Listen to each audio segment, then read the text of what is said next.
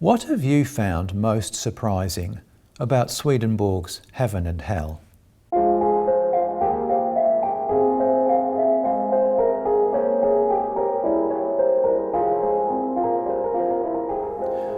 As we approach the end of the book, we've really finished looking at the details of hell. In this chapter, Swedenborg steps back and takes a wider view of the whole spiritual world again.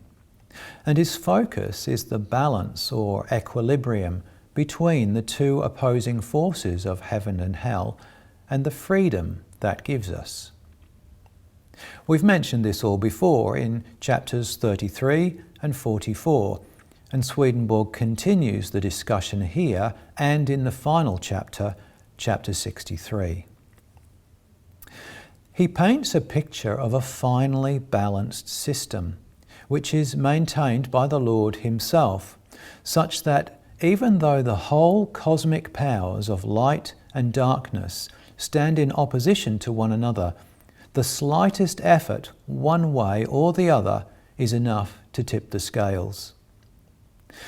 And that effort is ours to exert, and each person individually is kept in that equilibrium and choice. What is perhaps a little unexpected about all this is that the Lord continues to maintain that balance even for the angels.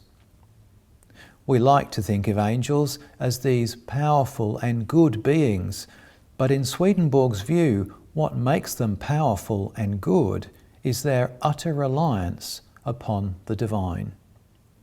He writes, "The angels in the heavens are all withheld from their proprium and are kept in the Lord's proprium, which is good itself." Proprium, you will remember, is their self-identity.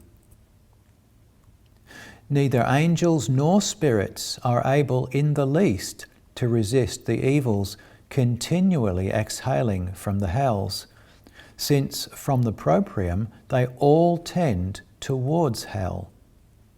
And the Lord continually protects the heavens by withholding those who are there from the evils derived from their proprium, and by holding them in the good that is from himself. But there's another surprising idea I find really important in that last paragraph, and it's this.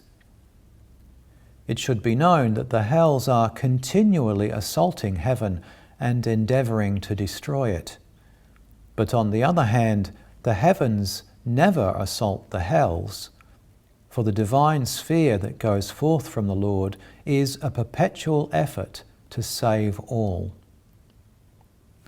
We often hear the adage that attack is the best form of defence, but spiritually, Swedenborg suggests that defence is actually the best form of attack. Hell is like the tennis player who is always on the offensive, but defeats himself by making continuous unforced errors, so that his opponent only needs to concentrate on returning the ball over the net. Or hell is like the villain in the movies, who is always his own undoing, who, being shown some mercy by the victorious hero, oversteps the mark one last time, and in so doing destroys himself. So, what have you found most surprising about Swedenborg's book, Heaven and Hell? We don't have far to go now, but as always, you're welcome to read along with us or read ahead if you prefer. You may have questions you'd like to pose in the comments. Enjoy the journey.